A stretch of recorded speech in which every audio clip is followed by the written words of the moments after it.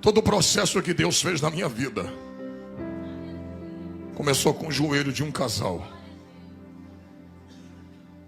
Meu pai e minha mãe.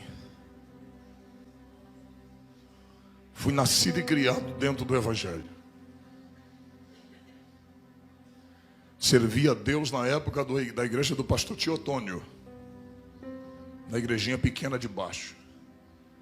Depois se construiu a sede onde nós estamos até hoje, do qual meu pai e minha mãe servem a Deus no mesmo lugar há 50 anos, sem mudar de congregação. Olha para cá.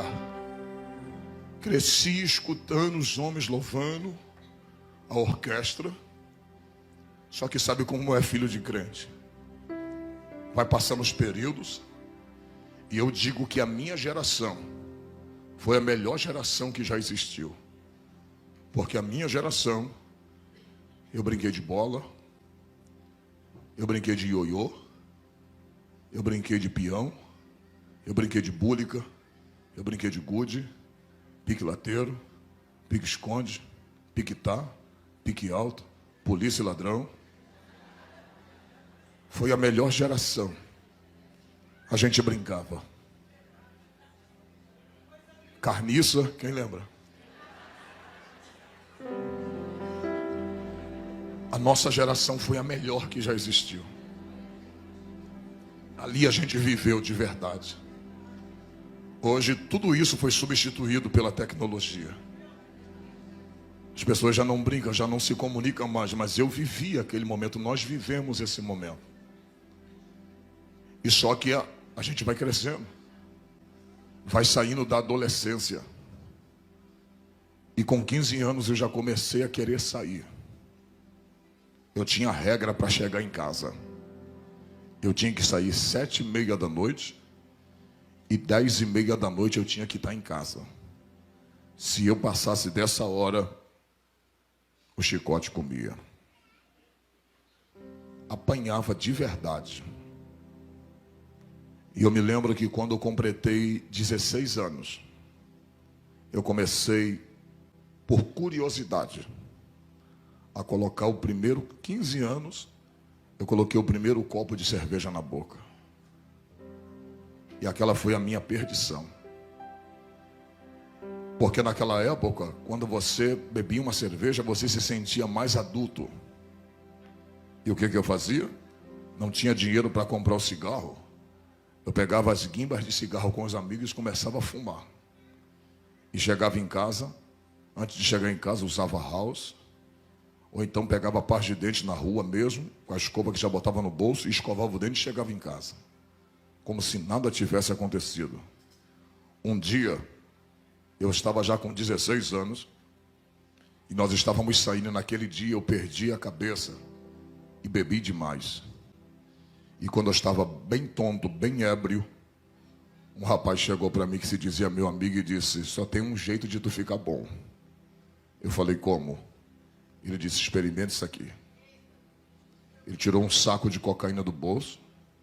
Eu falei: como se faz isso? Ele preparou aquela trilha para mim e eu cheirei aquilo. Quando eu cheirei, o efeito do álcool foi embora na hora, cortou. E olha como é que o diabo me pegou.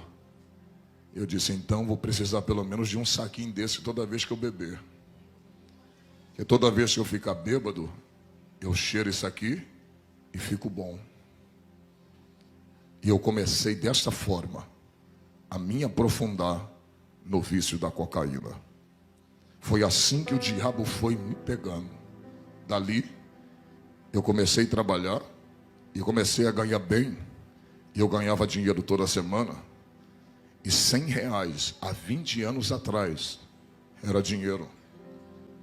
E pelo menos do salário que eu tinha, R$100 eu pegava. E começava a não já querer comprar sacos. Eu comprava gramas de cocaína.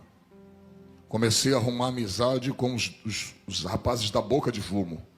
E ali eu comecei a usar muita cocaína.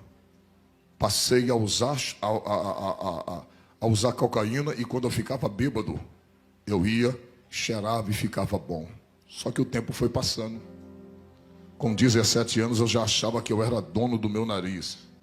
E eu já estava extremamente afundado na cocaína. Daí, eu já não queria mais gastar dinheiro. Aquela cocaína que eu pegava no morro, a gente já trazia para a Comendador Soares, onde eu morava. E dali, nós pegávamos aquela cocaína semi-pura, que nós tínhamos contato, e pegava aquela cocaína e colocava tudo quanto era desgraça ali dentro. Pó Royal, colocava xilocaína, Doril, tudo ali, misturava. E fazia aquela grande quantidade de cocaína. Então já não passei a ser mais usuário. Eu já passei a traficar. Eu mantinha o meu vício. Dali, a gente já começou a comprar armas, a usar armas. E nisso o diabo foi afundando a minha vida, sem eu perceber. Só que existia dentro da minha casa, e existe. Ela mora na casa dela e eu na minha. Mas uma mulher que não deixava de orar. Eu por muitas vezes vi minha mãe orando, dizendo assim: Deus, se quiser levar um dos meus filhos, leve, mas leve eles dentro de casa. Não me dá o desgosto de ver nenhum dos meus filhos estirado na rua. Nenhum. E nessa minha ida de tráfico, algumas coisas eu não vou poder falar, que está sendo gravado. Mas nessa minha ida de tráfico, eu me lembro que eu tinha alugado uma casa para traficar. E naquela noite, eu estava com aquele Magno 45, aquela 45 na minha cintura. E nós estávamos vendendo pó dentro daquele beco. Chegou um homem. E antes daquele homem chegar, eu passei por ele dentro daquele beco. E aquele homem foi o homem que veio para me matar. E naquele momento eu cheguei ali. Eu passei por ele naquele beco. Ele me deu boa noite. E eu dei boa noite para ele. E ele parece que não me reconheceu. Aí você fala assim: pastora, foi só uma coincidência. Não. É Deus cegando os olhos do teu adversário. Eu passei por ele. E quando eu saí para fazer uma outra situação, entregar uma carga, como a gente dizia, entregar uma quantidade de cocaína a um determinado lugar, os meninos que estavam lá disseram: Trovão, um homem veio te procurar. E ele não estava só. Até as pessoas que estavam do lado de fora, irmãos, não conseguiram me ver. Deus estava me escondendo no seu esconderijo. E dali, os irmãos já viram. Eu comecei a traficar demais, comecei a vender demais, e eu fui me iludindo com o dinheiro que eu ganhava. Porque quem já viveu no tráfico sabe que o dinheiro entra muito fácil. E da maneira que entra, é da mesma maneira que sai. Dali, o filho de crente já começou a ir para o baile, já começou a brigar na rua, já começou a fazer bondes e arrastões. Já começamos a fazer arrastão na rua. Na época, onde Nike naquela época era muita ostentação possuir um Nike naquela época. E olha como o diabo colocou o desejo de fazer a mesma coisa. Foi quando roubaram o meu. Eu disse: já que roubaram o meu, todos vão perder. E a gente tomava tudo que tinha. Tudo que tinha nós tomávamos. E eu me lembro que um belo dia um amigo meu chegou para mim e disse assim: Júnior, vamos a Queimados. Vamos ali ceifar uma vida. Naquele dia eu descobri que o diabo está por trás de tudo. Eu me lembro que quando eu fui, nós pegávamos um ônibus, e eu estava com aquela 45 na cintura. Ele disse: esse cara mexe com a minha mulher. E eu já mandei ele parar de mexer. E como ele não parou de mexer, hoje nós vamos ceifar a vida dele. E a gente usou muita cocaína. Interessante, né? De cara limpa ninguém consegue fazer nada. E eu me lembro que quando nós chegamos ali, entramos dentro daquele centro de macumba. Hoje eu entendo o que o diabo faz e como o diabo está por trás de ceifar uma vida. Quando nós chegamos naquele centro de macumba em Queimados, a dona do centro de macumba, ninguém sabia que nós íamos ali, ninguém. A dona do centro de macumba chegou e disse assim: vocês vieram matar o Marcos? Aí eu olhei para o Carlos. Ela falou assim: não mata ele aqui dentro não. Mata ele aqui fora, para não sujar o centro. Mas ninguém sabia. Ninguém sabia. E naquela tarde, aquele homem estava limpando, ele estava limpando os atabacos, ele estava limpando aquele, eu não esqueci o nome daquilo, aquele que se bate, eu nunca fui na macumba em si, e ele estava limpando com pano, e o Carlos chegou para ele e disse: hoje a gente vai acertar as contas, vem para cá. Ele: eu não vou. Aí eu puxei, levantei a camisa, falei: vai lá para trás. E quando ele ficou lá atrás do quintal, eu me lembro que o Marcos estava a mãe e o pai dele. E naquela tarde, o Marcos explicando para o pai e para a mãe dele, dizendo: você vai morrer por isso, porque você é sem vergonha. Você está mexendo com a minha mulher. Rapaz, o cara é endemoniado, ele estava endemoniado. Ele disse assim: por que você não veio sozinho? Que aí nós resolvemos tete a tete, por que você trouxe ele? O cara está diante da morte, mas ele está possuído por Satanás. Irmãos, naquela hora, por incrível que pareça, quando nós puxamos aquela arma para atirar naquele menino, um senhor, que era o pai dele, de 76 anos no máximo, aquele senhor me agarrou de uma forma que eu não soube entender de onde veio tanta força na vida daquele pai. Ele disse: você não vai ceifar o meu filho, você não vai matar a vida do meu filho. E ele segurou a mim e a mãe dele segurou o Carlos.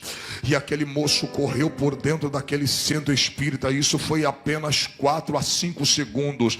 Quando nós procuramos aquele moço dentro do centro espírita, a gente não achou mais ele. Sabe o que Deus estava tentando falar para mim? Eu não quero que tu derrame sangue de ninguém. Eu não quero que tu ceife a vida de ninguém. Eu não quero que tu derrame sangue de ninguém. Existem coisas que Deus não permitiu fazer contigo, e existem coisas que Deus também não vai permitir você fazer com os outros. Irmãos, naquele dia Deus foi começando a despertar, e eu comecei a ganhar fama. Eu já estava indo para Nova Holanda, já estava no meio dos grandes do tráfico de droga, vivendo entre eles, tendo moral com aqueles homens. Vivia no Morro do Andaraí, ali na Saviana, aonde eu ia e buscava as drogas e trazia para a Baixada Fluminense. Eu me lembro que um dia eu estava com tanta droga dentro do bolso, que quando eu estava descendo o Morro do Andaraí, a polícia me pegou.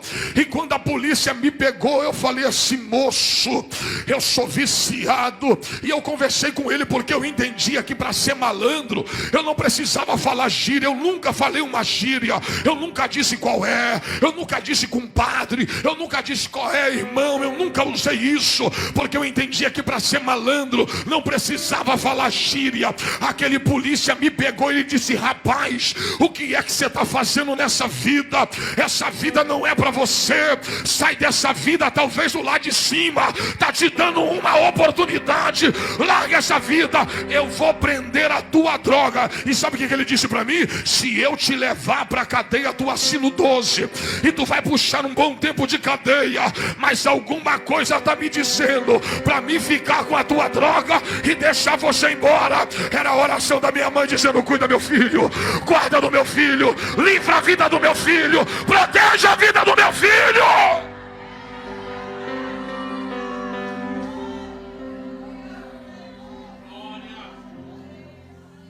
Olha para mim. Aquele dia eu tomei aquele bote, e sabe o que eu fiz? Fui lá para o Morro do Acari e peguei mais uma quantidade de drogas e fui para dentro de uma casa de um amigo meu chamado Virley. Colocamos aquela grande quantidade de cocaína, parecia um monte, dentro de um prato. Comecei a cortar aquela cocaína na gilete, fazendo as trilhas. E nós começamos a cheirar.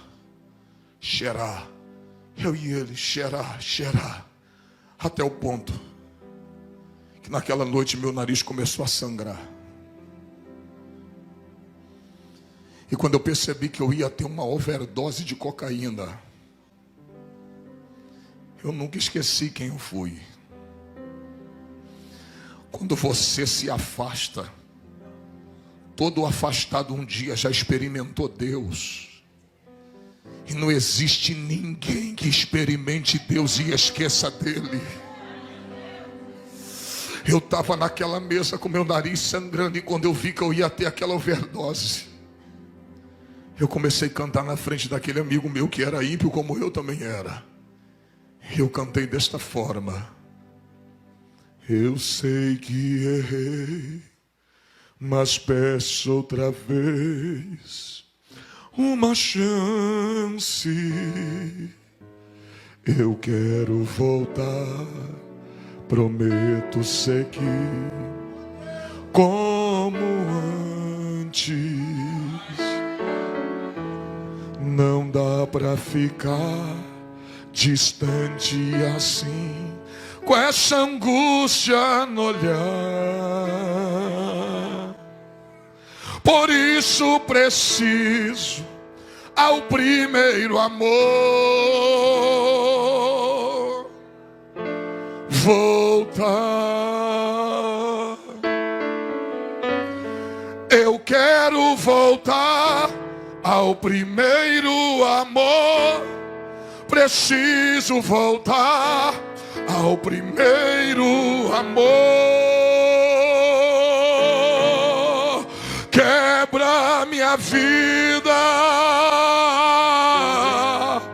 faça-me de novo. É tudo que eu preciso para ser um vaso novo. E nessa hora a lágrima começou a descer, e eu dizia: não dá para ser feliz longe do teu amor. Por isso eu preciso de outra chance, Senhor. Oh, irmãos, eu guardava um temor dentro do meu coração. Por isso que quando eu tentava matar alguém, eu nunca conseguia. Eu já troquei tiro com polícia, eu já troquei tiro com pessoas, mas eu nunca consegui propriamente tirar a vida de alguém. E eu sempre desejava, o diabo sempre botava no meu coração: tira a vida de alguém. O diabo sempre quis que eu derramasse sangue para ele beber. Mas tinha uma mulher orando de cabelo branco dizendo: guarda meu filho, protege meu filho, livra a vida do meu filho.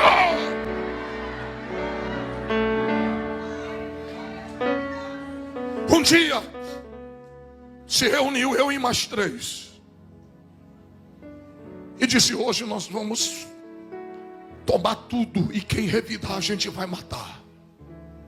Estávamos decididos a fazer uma arrastão, e o primeiro que se levantasse, o primeiro que revidasse, nós íamos matar. Estávamos com touca, já predisposto a fazer tudo aquilo, tudo premeditado.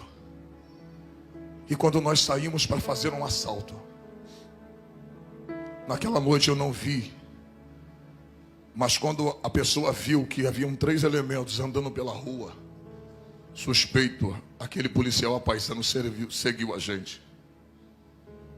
E quando ele seguiu a gente, na hora que eu puxei do revólver, eu estava com um Magnum 357, 6 polegadas, parecia um coringa cromado. Quando eu puxei aquele revólver para fazermos o assalto, eu só comecei a ver do outro lado da rua fogo saindo do cano daquele revólver. O primeiro pegou na minha barriga, aqui. Eu tomei o primeiro tiro aqui. E o amigo que estava comigo hoje é presbítero da Assembleia de Deus, aonde eu congrego. Ele tomou o primeiro tiro na perna e ele caiu. E por incrível que pareça, Deus não queria deixar matar ninguém. Eu frente a frente com aquele polícia, ele do outro lado, eu apontei o revólver. Irmãos, quem tem revólver sabe, o Magnum não falha. aquele revólver não tem como picotar uma bala. Eu apontei para a direção dele, para dar no peito dele. Quando eu apontei e apertei o gatilho, o revólver falhou. Deus segurou aquela bala. E quando eu fui dar quando eu dei o primeiro, falhou, e eu tomei o outro, que eu virei. Quando eu vi que ele ia atirar, eu corri e bateu aqui na minha mão. Onde a minha mão está furada, bateu aqui, vazou aqui. E quando eu dei o segundo, aí pegou. Mas eu já dei já com as costas, virando o pescoço e atirando para ele não atirar mais em mim. Daquele dia ali, eu tomei 2 tiros. O Henrique tomou um na perna.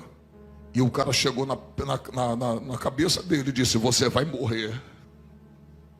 E apareceu gente não sei de onde. Saiu, a rua estava semideserta. Apareceu pessoas não sei de onde, gritou: não faça isso com esse jovem.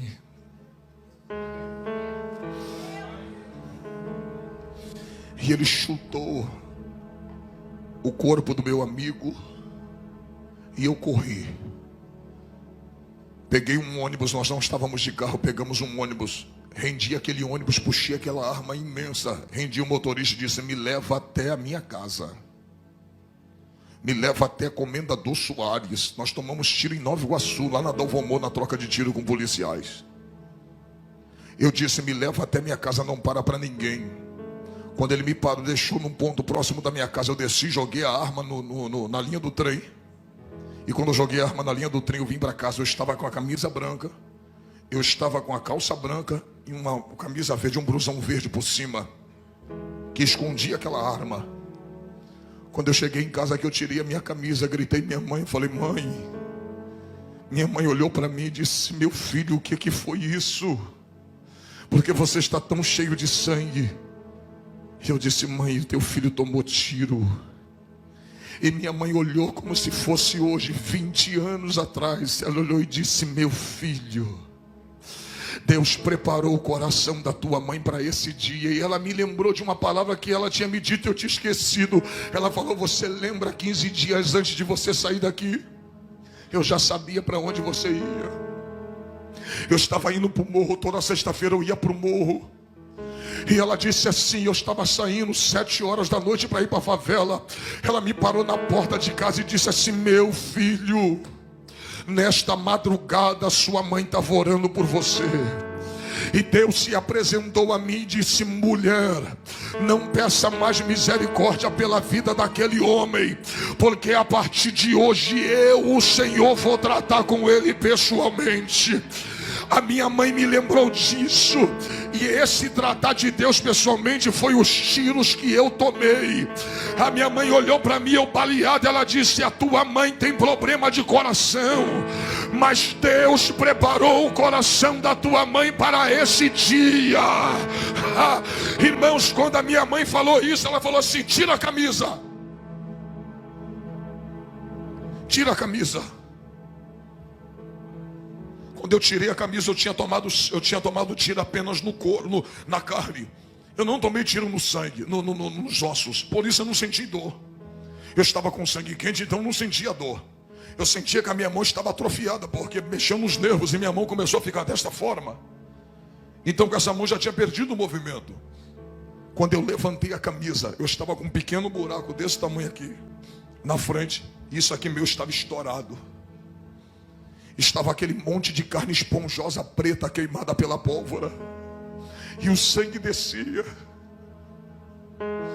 E quando eu vi o sangue descendo, eu disse: eu vou morrer, porque vai vazar muito sangue, eu vou morrer por falta de sangue. Minha mãe, desta forma que eu estou te falando, ela olhou para o meu pai e disse assim: meu amor, vai lá no guarda-roupa e pega uma camisa para o Júnior. Meu pai trouxe a camisa. Daqui a pouco ela disse: veste ele. Aí ela disse: agora desça a escada de nossa casa e leva nosso filho para o hospital. Irmãos, quando eu estava descendo a escada de nossa casa, eu tinha olhado para minha mãe com um último olhar de despedida, porque eu sabia que eu não veria mais minha mãe, eu ia morrer naquela noite. E quando eu estou descendo a escada, quando eu cheguei no 4º degrau da escada da minha casa, minha mãe olhou e disse: olha para mim, meu filho. Aquela foi a palavra de vida que eu precisava. Ela disse: olha para sua mãe, da mesma forma que você está saindo daqui com vida, a sua mãe vai entrar dentro daquele quarto agora e vai fechar a porta. Da mesma forma que você está saindo com vida, você vai voltar daquele hospital. E eu balanceei a cabeça e ela disse: sabe por que você vai voltar? Porque você é promessa de Deus para minha vida. E você vai voltar daquele hospital com vida. Irmãos, eu passei 3 dias dentro do hospital Souza Aguiar. Não quiseram me receber no Iguaçu, não quiseram me receber no Hospital da Posse. Disse: não tem vaga para ele, porque todos diziam, os bombeiros diziam: o traficante tem que morrer, deixa ele morrer, deixa ele sangrar até morrer. E naquele momento, em cima daquela marca, eu dizia: Deus, a minha vida está nas tuas mãos. Se tu me der mais uma chance de viver, eu vou voltar para o teu caminho, e da tua presença eu nunca mais me apartarei. Naquele dia, Deus parece que colocou o anjo do meu lado, e parece que Jesus estava injetando o sangue dele nas minhas veias. Eu sangrei de 9 da manhã, eu sangrei de 9 da noite até as 3 da tarde. Era para me ter falecido na mesa de cirurgia, mas naquele dia os médicos diziam, os bombeiros diziam: deixa ele morrer. Os policiais diziam: deixa ele morrer. Mas já tinha anjos ali. E do nada apareceu uma médica no hospital do Iguaçu e disse: eu liguei para o Souza Aguiar, e lá tem uma vaga para atender esse jovem. Cheguei no Souza Aguiar, ainda me deixaram sangrando, esperando no meio do corredor. De meia-noite até as 3 da tarde eu fiquei só com soro e perdendo sangue. Naquele dia o diabo queria levar minha vida, mas você não entendeu ainda. Enquanto eu estava perdendo sangue, minha mãe estava clamando pela vida dentro daquele quarto. Havia uma batalha entre a vida e a morte. O diabo queria me ceifar, mas eu era uma promessa. Você não entendeu, eu sou uma promessa. E aquilo que Deus promete, nem a morte é capaz de anular a promessa de Deus. Oh, glória! Olha para mim, irmãos. Naquele dia, olha para cá, eu saí de dentro daquele hospital, fui para casa, fui me regenerando, me cuidando, não morri. Mas parece que alguma coisa ainda me prendia. Eu larguei o tráfico, mas eu não larguei a cocaína. E eu mesmo andando assim encurvado, 3 meses depois eu ainda cheirava. 7 meses depois eu ainda cheirava. E um dia encontrei um homem. Sabe aqueles carrapatos de Jesus? Aqueles que não largam do teu pé. Rapaz, não faz promessa para crente não. Porque se crente falar assim, ó, vamos no culto comigo, você falar um dia eu vou, acabou. Enquanto tu não for, ele não larga do teu pé.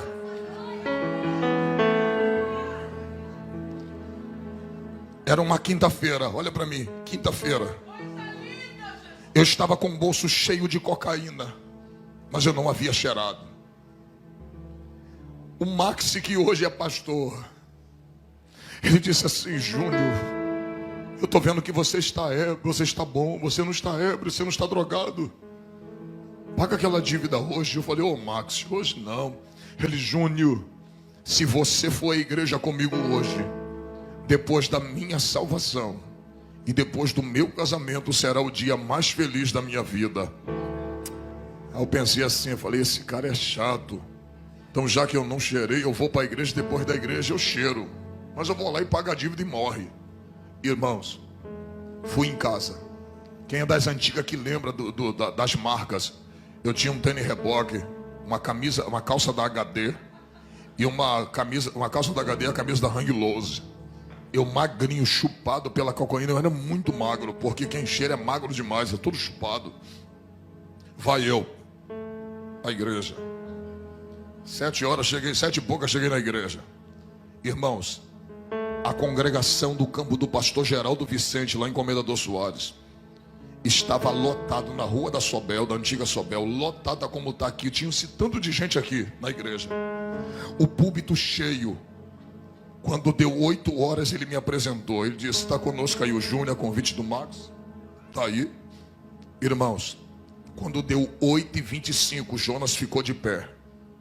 E disse assim: Júnior, fica de pé. Eu disse: ele é. Ele falou assim para mim: você crê que Deus fala com um homem? Eu falei: creio, porque minha família é evangélica, eu nasci no berço evangélico, eu sabia que Deus falava. Ele: você crê que Deus falou comigo? Eu disse: creio. O Deus que eu sirvo veio no meu ouvido aqui agora e disse assim para mim: dá oportunidade para esse moço vim aqui na frente e cantar um hino para tirar dízimos e oferta para minha casa.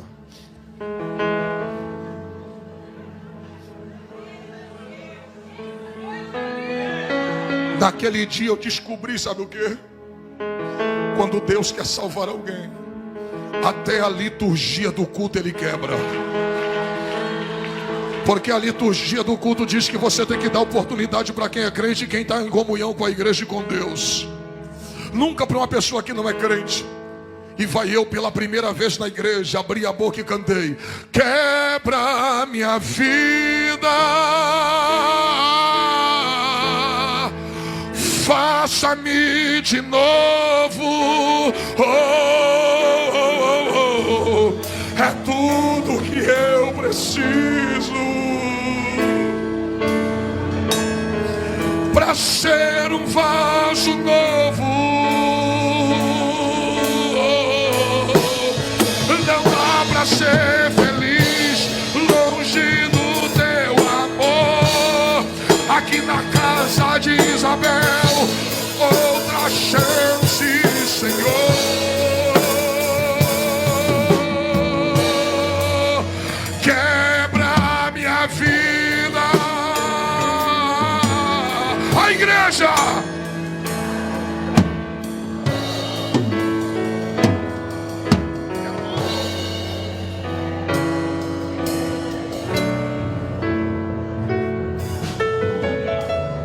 Você está pensando que eu aceitei Jesus? Não cheirei naquela noite. Peguei a cocaína na quinta, na sexta, cheirei. Cheirei sábado, cheirei domingo, cheirei segunda. Quando foi na segunda-feira, eu falei assim: vou escutar a melodia.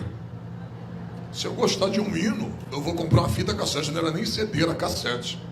Falei: vou escutar um playback, vou comprar um playback e vou lá naquela igreja de novo. Olha a estratégia de Deus, irmão. O Max já não me convidou, já estava indo sozinho. Eu falei: eu vou lá, se ele me der a oportunidade, eu vou cantar de novo. Quando deu 8h30, ele disse: Júnior, Deus mandou você cantar de novo. Cheirei sexta, sábado, domingo, segunda. Eu falei: vou escutar a melodia de novo. Vou ensaiar um hino, vou gostar e vou levá-la de novo. Se esse pastor deixar eu cantar, eu vou cantar de novo. Comprei outro playback. Terceira quinta-feira, quem é que canta? Eu. Rapaz, olha pra cá.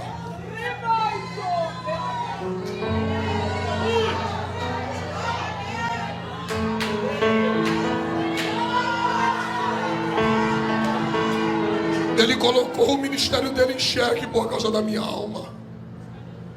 Porque aquilo ali da reunião de ministério. Não você pode deixar uma pessoa que não é crente assumir um púlpito que é santo.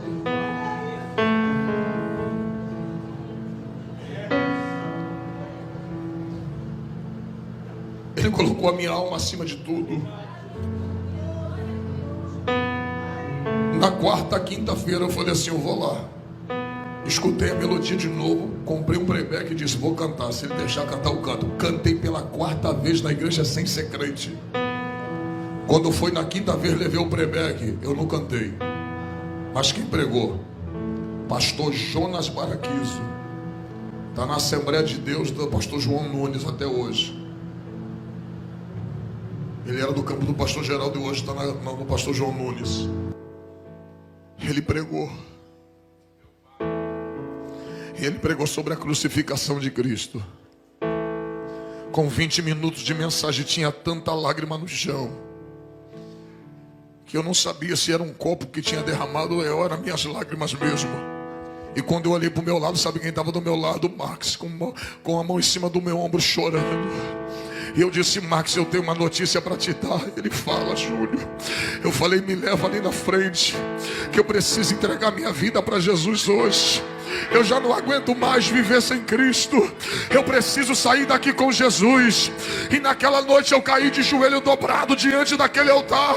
Eu disse: hoje eu quero entregar minha vida para Jesus, para nunca mais abandonar Ele. E naquela noite Jesus me recebeu. Naquela noite Jesus cuidou da minha vida. Sabe aonde minha mãe morava? Minha mãe estava morando nessa época. Ela se mudou para Minas. Depois que eu tomei tiro, eu comecei a me recuperar. Minha mãe se mudou para Minas, porque tinha passado muita coisa com os filhos dela. Eu no tráfico, meu irmão na bebida.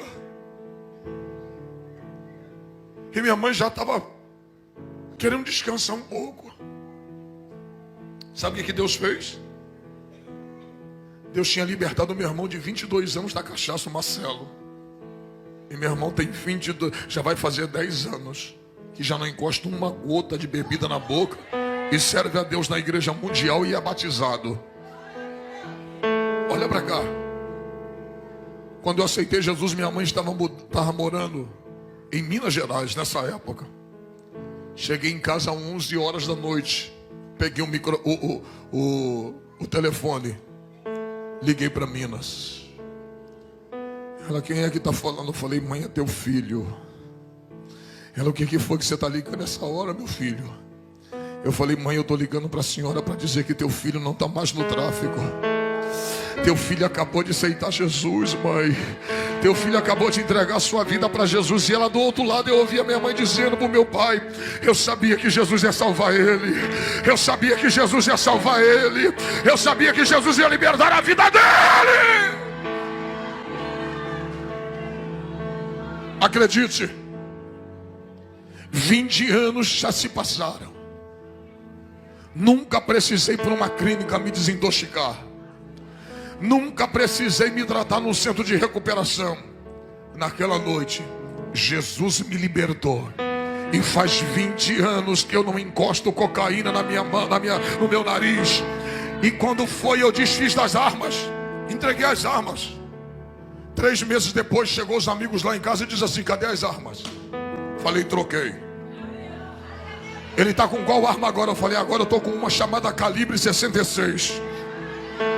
Eu disse: Alex, se ela tem 2 canos. Ele: é o que? É escopeta? Eu falei: não, mas tem 2 canos. Ele: por quê? Eu falei: ela tem o Antigo e o Novo Testamento.